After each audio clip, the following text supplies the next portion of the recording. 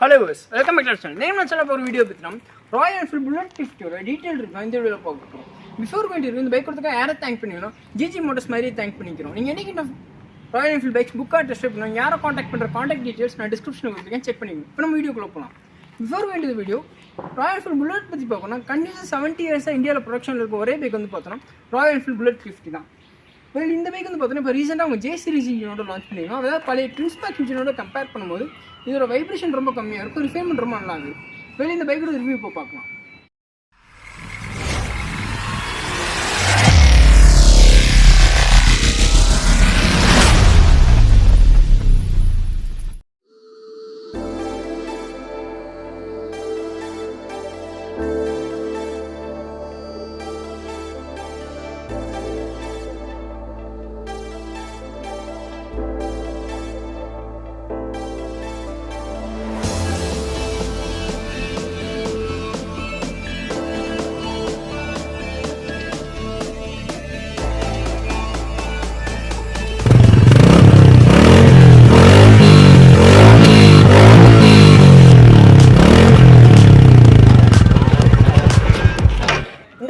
Engine வந்து பார்த்தோம்னா Royal Enfield 350cc J series இதில் கொடுத்துருக்காங்க.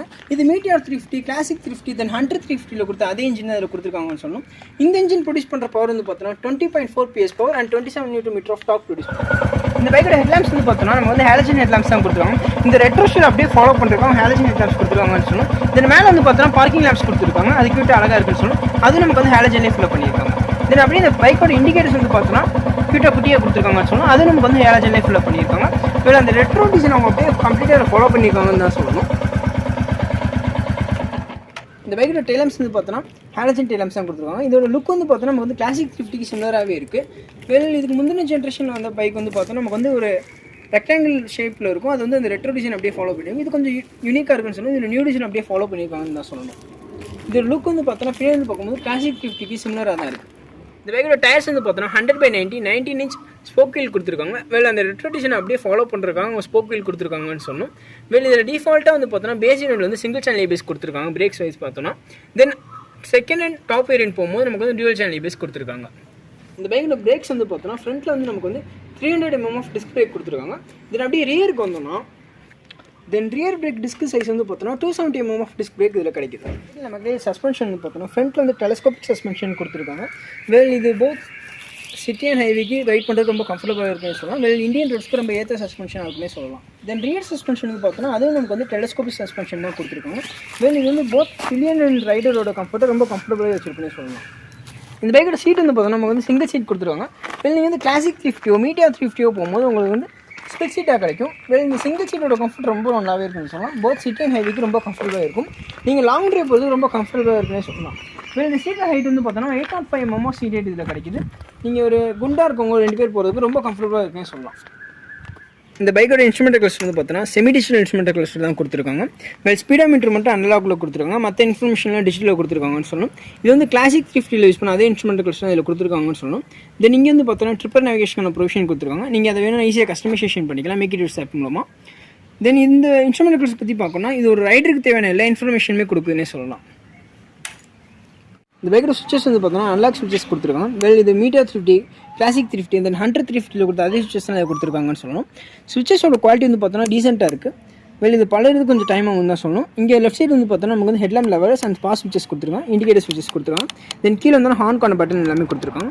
அப்படியே ரைட் சைடு வந்து பார்த்தோன்னா இன்ஜின் கிக் ஸ்விட்ச் அண்ட் செல்ஃப் ஸ்டார்ட் சுவிச்சஸ்க்கான பட்டன்ஸ் எல்லாமே கொடுத்துருக்காங்க. தென் கீழே வந்து பார்த்தோன்னா ஹசார்ட் லேம்ப்ஸ்க்கான சுவிச்சஸ் எல்லாமே கொடுத்துருக்காங்க. புல்லட்டில் ஃபஸ்ட் டைம் ஹசார்ட் லேம்ப்ஸ் இந்த பைக்கில் தான் கொண்டு வந்திருக்காங்கன்னு சொல்லணும். இந்த பைக்கோட ஃபில் டேங்க் கெப்பாசிட்டி வந்து பார்த்தோன்னா 13 லிட்டர் ஃபில் டேங்க் கெப்பாசிட்டி கிடைக்குது. வேறு இது வந்து கிளாசிக் 350 தென் பழைய புல்லட் 350 இருக்க சிமிலரான ஃபில் டேங்க் கெப்பாசிட்டி தான் இதில் கொண்டு வந்திருக்காங்கன்னு சொல்லணும். வேறு இந்த பைக்கோட மைலேஜ் வந்து பார்த்தோன்னா ராயல் என்ஃபீல்டு 45 சொல்கிறாங்க. நம்ம ஆன் ரோடில் நம்ம ட்ரைவ் பண்ணும்போது 35 to 40 ஈஸியாக நம்ம கிளைம் பண்ணலாம். இந்த பைக்கோட கிரவுண்ட் கிளியரன்ஸ் வந்து பார்த்தோன்னா 160 mm ஆஃப் கிரவுண்ட் கிளியரன்ஸ் கொடுத்துருக்காங்க. இது பாத் ரோடு இருக்க ஒரு ரகடான ரோடுக்கு ஓட்டுறது ரொம்ப கம்ஃபர்டபுளாக இருக்குன்னு சொல்லலாம். இது எங்கேயுமே தட்ட போகிறது. இந்த பைக்கோட லுக் வந்து பார்த்தோன்னா ரெட்ரோ லுக் ராயல் என்ஃபீல்டு அப்படியே ஃபாலோ பண்ணியிருக்காங்கன்னு சொல்லணும். ஒரு 30 years முன்னாடி புல்லட் எப்படி இருந்துச்சோ அதே மாதிரி தான் இந்த புல்லட் இருக்குன்னு சொல்லணும். வெல் அந்த 30 years முன்னாடி இந்த பைக்கு இந்த பைக் சிமிலராக தான் இருக்குன்னு சொல்லி டிசைன் வைஸ் பார்த்தோன்னா வெல் இங்கே வந்து பார்த்தோன்னா நமக்கு வந்து லோகோ வந்து 3D லோகோ கொடுத்துருக்காங்க. வெல் இது வந்து பழைய புல்லட்டில் இருக்க அதே ராயல் என்ஃபீல்டு லோகோ இதில் கொடுத்துருக்காங்கன்னு சொல்லணும். தென் புல்லட் 350 லோகோ வந்து பார்த்தோன்னா அதுவும் 3D லோகோ தான் கொடுத்துருக்காங்க. இது அந்த பழைய லோகோ அவங்க அப்படியே ஃபாலோ பண்ணியிருக்காங்கன்னு தான் சொல்லணும். வெளியே இதே பேஸ் வேரியன்ட் போகும்போது உங்களுக்கு இங்கே ஸ்டிக்கர் மாதிரி கிடைக்கும். நீங்கள் மிட் அண்ட் டாப் அண்ட் போகும்போது உங்களுக்கு 3D லோகோ கிடைக்கும். ராயல் என்ஃபீல்டு நமக்கு ஞாபகம் வருது இதோட வெயிட், தென் அதோட சிக்னேச்சரான தம். இந்த பைக்கோட வெயிட் வந்து பார்த்தோன்னா 195 kg. 195 kgன்றது நமக்கு அதிகமான வெயிட் மாதிரி தான் ஃபீல் ஆகும். பட் ஹேண்ட்லிங் வந்து ரொம்ப கம்ஃபர்டபுளாக இருக்குன்னு சொல்லலாம். சிட்டி அண்ட் ஹைவேல ஓட்டுறதுக்கு ரொம்ப கம்ஃபர்டபுளாகவே இருக்கும். தென் இந்த பைக்கில் ஒரு வேரியன்ட் வந்து பார்த்தோன்னா நமக்கு வந்து 3 வேரியன்ட் ஆஃபர் பண்ணுறாங்க. அந்த 3 வேரியன்ட் வந்து பார்த்தோன்னா பேஸ் வேரியன்ட் வந்து சிங்கிள் சேனல் ஏபிஎஸ் ஆஃபர் பண்ணுறாங்க. தென் பேலன்ஸ் வேரியன்ட் பார்த்தோன்னா நமக்கு வந்து டியூல் சேனல் ஏபிஎஸ் ஆஃபர் பண்ணுறாங்கன்னு சொல்லணும். அந்த 3 வேரியன்ட் வந்து பார்த்தோன்னா நமக்கு வந்து 5 கலர் ஆஃபர் பண்ணுறாங்க. அந்த 5 கலர் வந்து பார்த்தோன்னா military red, military black. Then second variant வந்து பார்த்தோன்னா நமக்கு வந்து ஸ்டாண்டர்ட் மெரூன், தென் ஸ்டாண்டர்ட் பிளாக்ன்ற 2 கலர் வருது. தென் டாப் அண்ட் வேரியன்ட் வந்து பார்த்தோன்னா நமக்கு வந்து பிளாக் கோல்டுன்னு ஒரு கலர் ஆஃபர் பண்ணுறாங்க. தென் இந்த பைக்கோட ப்ரைஸ் வந்து பார்த்தோன்னா 2,06,000 to 2,50,000 வரையும் இருக்குது. இதோட ஆன் ரோட் ப்ரைஸ் நான் சொல்கிறது. தென் இந்த பைக் வந்து பார்த்தோன்னா Royal Enfield make it yours option கொடுத்துருவாங்க. அதாவது நீங்கள் பைக் வந்து ஈஸியாக கஸ்டமைசேஷன் பண்ணிக்கலாம். நீங்கள் வேணுன்ற கில்லோ ஆர் உங்களுக்கு வேணுன்ற மாதிரி ட்ரிப்பர் நேவிகேஷனும் இதில் ஈஸியாக நீங்கள் ஆட் பண்ணிக்கலாம். ஓகே நெக்ஸ்ட் இந்த பைக்கோட ரைட் பார்த்துட்டு நம்ம இதில் ஆட் பண்ணிக்கலாம். பியூர் வேண்டிய ரைட் ரிவ்யூ இந்த வீடியோ பிடிச்சா லைக் பண்ணுங்கள், மறக்காம உங்கள் ஃப்ரெண்ட்ஸுக்கும் ஷேர் பண்ணுங்கள். ஃபார் மோர் ஆட்டோமொபைல் கண்டென்ட் நம்ம சேனலை சப்ஸ்கிரைப் பண்ணிக்கோங்க. தேங்க்ஸ் ஃபார் வாட்சிங். See you in the next video. Take care. Bye. Okay இப்போ நம்ம புல்லட் 350யோட ரைடில் இருக்கும். ரைடிங் பற்றி பார்க்கணும், ரொம்ப கம்ஃபர்டபுளான ரைடிங் நமக்கு இதில் கிடைக்குன்னு சொல்லணும். இந்த ரைடிங் பொசிஷன் ரொம்ப கம்ஃபர்டபுளாக இருக்கும். ஒரு மெஜஸ்டிக்கான பொசிஷன் தான் நம்ம பைக்கில் நமக்கு கிடைக்குன்னு சொல்லணும். ரைடிங் கம்ஃபர்ட் ரொம்ப சூப்பராக இருக்குது. நீங்கள் லாங் ட்ரைவோ, ஷார்ட் ட்ரைவோ, சிட்டிக்குள்ளே ட்ரைவ் பண்ணுறக்கோ, ஹைவேல ட்ரைவ் பண்ணுறக்கோ, ஒரு நார்மலான கம்யூட்டர் பர்பஸ்க்கு இந்த பைக்கை நீங்கள் ஈஸியாக யூஸ் பண்ணலாம். அவ்வளோ நல்ல ரைடிங் பொசிஷன் இதில் நமக்கு கொடுத்துருக்காங்க. ரைடிங் கம்ஃபர்ட் சூப்பராக இருக்குன்னு தான் சொல்லணும். தென் கம்மிங் டு பர்ஃபார்மன்ஸ், இந்த பைக்கோட இனிஷியல் புல் சூப்பராக இருக்குது. தென் மிட் அண்டும் டாப் எண்டு பார்த்தோன்னா நமக்கு வந்து அடிக்வேட்டாக இருக்குன்னு தான் சொல்லணும். இந்த பர்ஃபார்மன்ஸ் பற்றி சொன்னால், நீங்கள் ஒரு வண்டியை ஓவர்டேக் பண்ண நினச்சிங்கன்னா, சிட்டிக்குள்ளே ஓட்டும்போது ஓவர்டேக் பண்ணிச்சிங்கன்னா நீங்கள் கியர் டவுன் பண்ண வேண்டிய அவசியம் இல்லை. நீங்கள் ஒரு 4th or 5th கியரில் இருக்கும்போது நீங்கள் அந்த கியரில் ஈஸியாக த்ராட்டில் பண்ணிங்கன்னா உங்களுக்கு அந்த புல் நல்லாவே கிடைக்குன்னு தான் சொல்லணும். நீங்கள் கியரை டவுன் பண்ண வேண்டிய அவசியம் இல்லை. அதே கியரால் உங்களால் ஓவர்டேக் பண்ண முடியும். தென் கம்மிங் டு ஹேண்ட்லிங், இந்த பைக் வந்து பார்த்தோன்னா நமக்கு வந்து 195 kg.